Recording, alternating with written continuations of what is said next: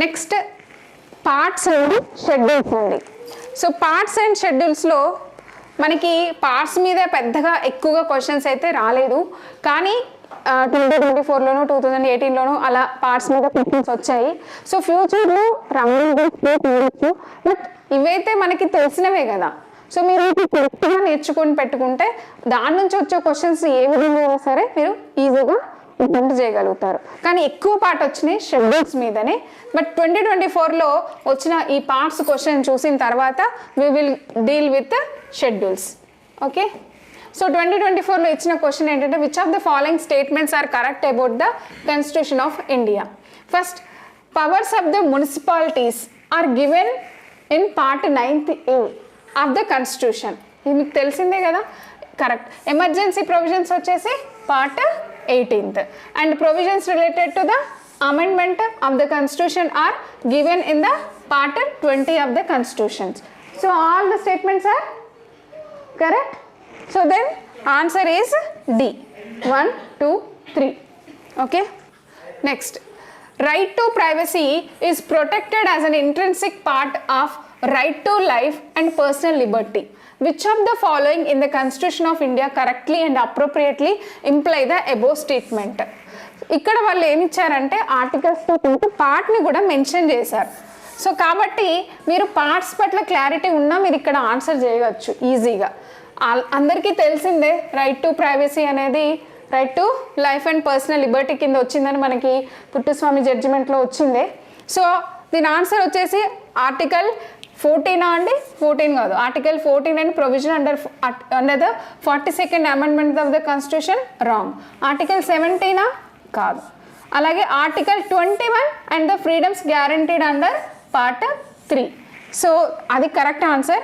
Article 24 కూడా కాదు. So మనకి ఆర్టికల్స్తో పాటు ఇక్కడ పార్ట్ కూడా ఉంది. మీరు పార్ట్ 3ని ఒకటి గుర్తుపెట్టినా కూడా మీ ఆన్సర్ కరెక్ట్గానే ఉంటుంది. నెక్స్ట్, సో ఇది షెడ్యూల్స్ గురించి. బట్ షెడ్యూల్స్ గురించి మనకి క్వశ్చన్స్ చాలానే ఉన్నాయి. ఇవి తెలుసుకునే ముందు ఒక్కసారి ఒక చిన్న గ్లిమ్స్ వేద్దాము అసలు ఎన్ని షెడ్యూల్స్ ఉన్నాయి. సో యాజ్ ఆఫ్ నౌ మనకైతే 12 షెడ్యూల్స్ ఉన్నాయి. ఈ 12 షెడ్యూల్స్ గురించి కూడా మీరు పర్ఫెక్ట్గా నేర్చుకోవాలి. సో ఫస్ట్ షెడ్యూల్ వచ్చేసి దీంట్లో మనకి names of the states and their territories jurisdiction గురించి ఉంటుంది. ఇది ఫస్ట్ షెడ్యూల్. ఇందులోనే names of the union territories and their extent కూడా మెన్షన్ చేసి ఉంటుంది. వీటికి రిలేటెడ్ ఆర్టికల్స్ కూడా ఉన్నాయి. ఆర్టికల్స్ని మీరు అంత అంటే మీరు డీటెయిల్గా చదువుకుంటున్నప్పుడు ఎలాగో ఆర్టికల్స్ గురించి నేర్చుకుంటారు. దెన్ సెకండ్ షెడ్యూల్ అనేది provisions relating to the emoluments, allowances, privileges and so on. So దీంట్లో ఎవరెవరికి ఉంటుందో ఈ లిస్ట్ కూడా మీరు గుర్తుపెట్టుకోవాలి. ఎందుకంటే ఒక్కొక్కసారి ఇందులో ఎవరెవరిది మెన్షన్ చేసి ఉందో దాన్ని బేస్ చేసుకొని కూడా క్వశ్చన్స్ రావచ్చు. అలాగే థర్డ్ షెడ్యూల్ అంటే forms of oaths and or affirmations గురించి. సో ఇందులో ఎవరెవరికి జనరల్గా కాన్స్టిట్యూషన్లో ఎవరెవరికి ఓత్స్ ఇవ్వచ్చు అనే విషయంలో మనకి ఇక్కడ union ministers, candidates for election to the parliament, members of the parliament, judges of the supreme court, CAG, state ministers, candidates for election to the state legislatures, members of the state legislatures, judges of the high court in చెప్పేసి ఇలా స్పెసిఫిక్గా mention చేసింది. So ఒక్కొక్కసారి ఇందు నుంచి కూడా అడగచ్చు which of the following are given under the constitution to provide the oaths అని చెప్పేసి మీకు ఇందులో లిస్ట్ ఇవ్వచ్చు. ఈ లిస్ట్ ఇచ్చినప్పుడు మిమ్మల్ని కన్ఫ్యూజ్ చేయడానికి ఇక్కడ అక్కడ ఎలక్షన్ కమిషనర్ ఇవ్వచ్చు, లేక అటార్నీ జనరల్ ఇవ్వచ్చు. సో మనకి ఇవి కనుక క్లారిటీగా మీరు గుర్తుపెట్టలేదు అనుకోండి ఇంకా పోయినట్టే. నేను షెడ్యూల్స్ చదువుకోమన్నాను అయినా ఓన్లీ ఇదేమి ఇస్తారని చెప్పేసి చదువుకొని వెళ్ళారనుకోండి ఇప్పుడు కూడా మేము బాండి బాజా భారత. దీని ఫోర్త్ షెడ్యూల్ వచ్చేసి దీన్ని కూడా చాలా సార్లు ఇచ్చారండి question. Allocation of seats Rajya Sabha to the states in the union territories. So మనకి రాజ్యసభలో ఎలొకేషన్ గురించి schedule fourth schedule. Then fifth sixth, ఇక ఈ ఫిఫ్త్ సిక్స్త్ మీద క్వశ్చన్స్ ఎన్నిసార్లు వచ్చింది అనేది మీరు చూస్తే మీకు అర్థమవుతుంది. ఫిఫ్త్ షెడ్యూల్ అనేది provisions relating to the administration and control of schedule areas and scheduled tribes. గుర్తుపెట్టుకోండి, schedule areas and schedule tribes. అలాగే 6th షెడ్యూల్కి వచ్చేస్తే provisions relating to administration of tribal areas in the states of Assam, Meghalaya, Tripura and Mizoram.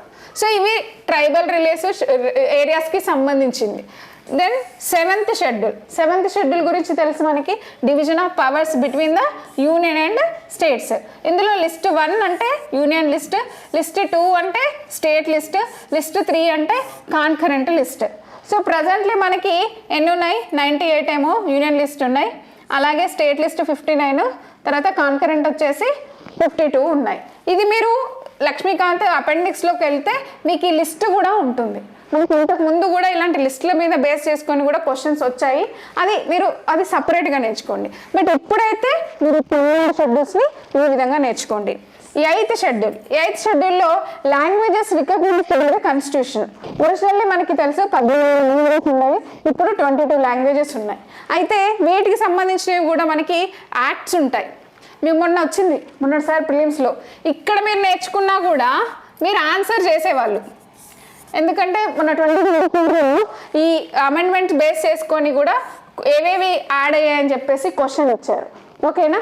And ఇంకా రీసెంట్గా మనకి ఇప్పుడు classical languages అనేవి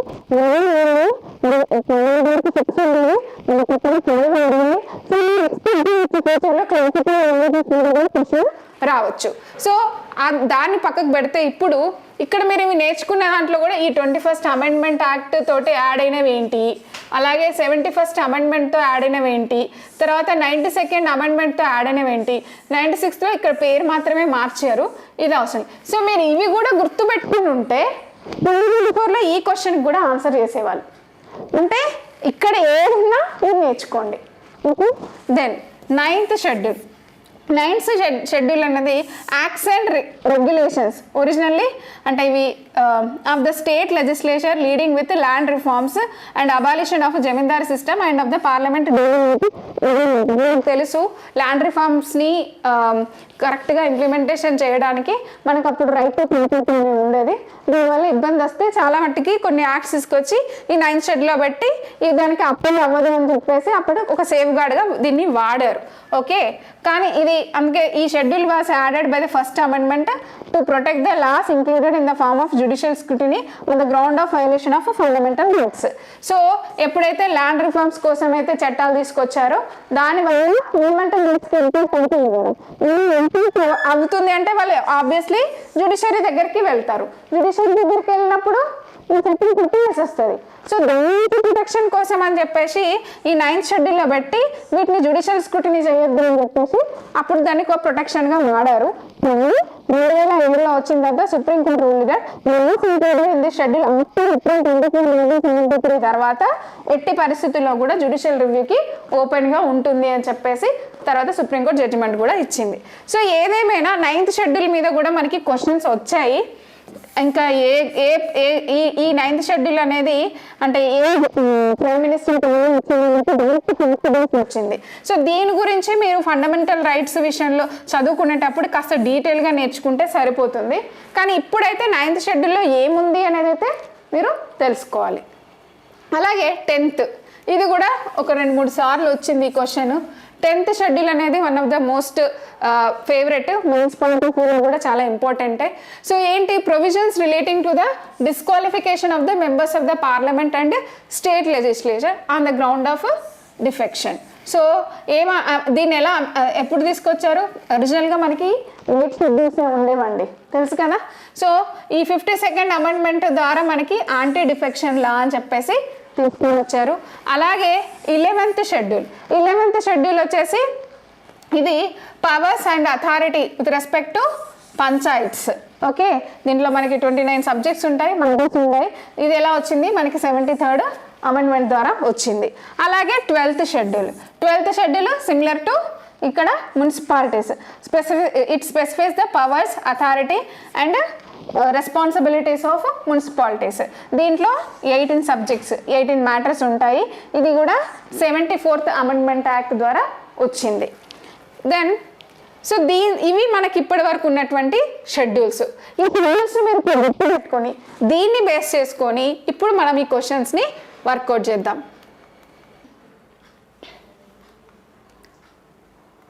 Okay, then first, if a particular area is brought under the 5th schedule of the Constitution of India, which one of the following statements is best reflects the consequence of it? యాక్చువల్గా ఇది కొంచెం application బేస్డ్గా ఉంది, but మీకు తెలిస్తే కూడా మీరు answer చేయగలుగుతారు.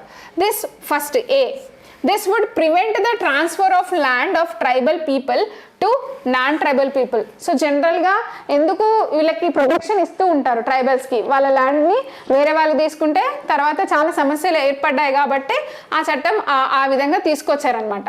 So 5th schedule అనేది అసలు అలా చేయడం యొక్క మెయిన్ ఇంటెన్షనే ఇలాంటి ల్యాండ్ని, ట్రైబల్ ల్యాండ్ని వేరే వాళ్ళకి ఇవ్వకూడదు అని. సో ముఖ్యంగా ఆన్సర్ ఇదే. This would be create local self governing body అనేది కానీ, converting area into union territory అనేది కానీ, the states having such areas would be declared special category అనేవి ఈ 3 కూడా తప్పు. సో జనరల్గా షెడ్యూల్ ట్రైబ్స్ని ప్రొటెక్ట్ చేయాలనుకుంటారు, అంటే కొన్ని రెస్ట్రిక్షన్స్ పెడతారు, అవి ఇది అప్లికేషన్ బేస్డ్గా వచ్చింది. ఇది కొంచెం మీరు తెలుసుకోవాలి, అసలు 5th షెడ్యూల్ డీటెయిల్స్ తెలుసుకుంటే ఆన్సర్ చేయగలిగేది ఇది. ఇది ఇందులో ఏముంటుంది అంటే they prohibit the transfer of land అనేది వేరే మెంబర్స్కి ట్రాన్స్ఫర్ చేయకూడదని రిస్ట్రిక్ట్ చేస్తారు. ఇక్కడ ఎవరైనా మనీ లెండర్ బిజినెస్ కూడా ఇక్కడ చేయకూడదు అని చెప్పేసి కూడా లోకల్కి అది కూడా చెప్తూ ఉంటారు.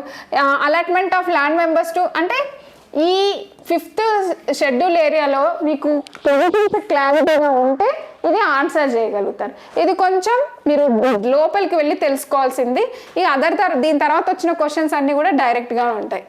Under which of the schedule of the constitution of India can the transfer of tribal land to private parties for mining to be declared null and void? ఇప్పుడే కదా మనం తెలుసుకున్నాము. ఏంటి అది? 5th, 3rd షెడ్యూల్ కాదు, 5th, 9th, 12th ఇవైతే కానే కాదు. So 5th schedule. ఓకేనా? Next, the provisions of the 5th schedule and 6th schedule in the constitution of India are made in order to, first to protect the interest of the schedule tribes, డైరెక్ట్గా ఉంది. Determine the boundaries of between the states, కాదు. Determine the powers and authority and responsibility of the panchayats, కాదు. Protect the interest of the all border states, కాదు. Direct క్వశ్చనా? Okay, ఇది answer A. Next, which one of the following schedules of the constitution of India contains provisions regarding anti defection? చెప్పండి దీన్ని. 10th. Okay, this is the direct question. ఇది 2014లో వచ్చింది. అలాగే, which schedule of the constitution of India contains special provisions for administration and control of the schedule areas in several states? మళ్ళీ వచ్చిందా?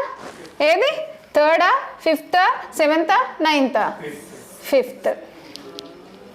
ఇది 2008లో వచ్చింది. మళ్ళీ చూడండి, which of the following statements correctly describes the 4th schedule of the constitution of India? 4th schedule. 4th schedule ఇంతకుముందు మనం అన్ని ఒకసారి గుర్తు చేసుకున్నాం కదా. It contains the scheme of the distribution of powers between the union and states, కాదు. It contains the languages కాదు కదా. It contains the provisions regarding the administration of tribal areas, కాదు. It allocates seats in the council of states, కరెక్టేనా? Yes. So this is the D. Then ఇది 2003 question. Which of the following schedules of the Indian Constitution lists the names of the states and specifies their territories? మనం already first చదువుకున్నాం. Next, if a new state of the Indian union is to be created, ఒకవేళ కొత్త state create చేసిండ్రు అనుకో, which of the following schedules of the constitution must be amended? ఇది application బేస్డ్గా వచ్చింది. ఏం చేస్తారు? ఏ షెడ్యూల్ మారుస్తారు? కొత్త స్టేట్ క్రియేట్ చేసింది. ఎందుకంటే ఇప్పుడు ఏంటి ఆన్సర్? ఫస్ట్ ఇదే. అంటే డైరెక్ట్ ఇంతగా ఇస్తేనే ఆన్సర్ చేయొద్దు. అప్పటికి ఒక కొత్త స్టేట్ ఏర్పడింది కూడా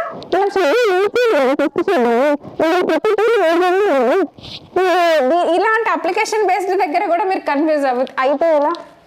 okay, next, which of the following statements correctly describes the 4th schedule? మళ్ళీ వచ్చిందా? ఇది 2001లో వచ్చింది. Of the constitution of India. It list the distribution of power between the union states, కాదు. ఇట్ కంటైన్స్ ద లాంగ్వేజెస్, కాదు. It contains the provisions regarding administration, కాదు. So it ఇది కూడా council of states. Repeated, yes. Which one of the following schedules of the Constitution of India contains provisions regarding the Anti-Defection Act? So, మళ్ళీ వచ్చిందా? ఇది 1998 question. ఇది answer వచ్చేసి 10th schedule. ఓకేనా? అలాగే అనిపిస్తుంది. ఓకేనా? సో ఇవి అంటే మీరు షెడ్యూల్స్లో కరెక్ట్గా నేర్చుకుంటే ఆన్సర్స్ చేయగలుగుతారు. అంటే ఇవి రిపీటెడ్గా మనకి వస్తూనే ఉంటాయి క్వశ్చన్స్. కాబట్టి మీరు వీటిని బాగా పర్ఫెక్ట్గా నేర్చుకోండి, పైపుల్లా నేర్చుకోండి. నేను గుర్తొస్తుందిలే ఆ టైంకి అని అజంప్షన్ తోటి ప్రిపేర్ అవ్వకండి. పర్ఫెక్ట్గా ఏ షెడ్యూల్ అడిగినా ఈ షెడ్యూల్ ఇది, ఈ షెడ్యూల్ ఇది అని మీరు చెప్పే అంత కాన్ఫిడెంట్గా ప్రిపేర్ అవ్వాలి. ఓకేనా?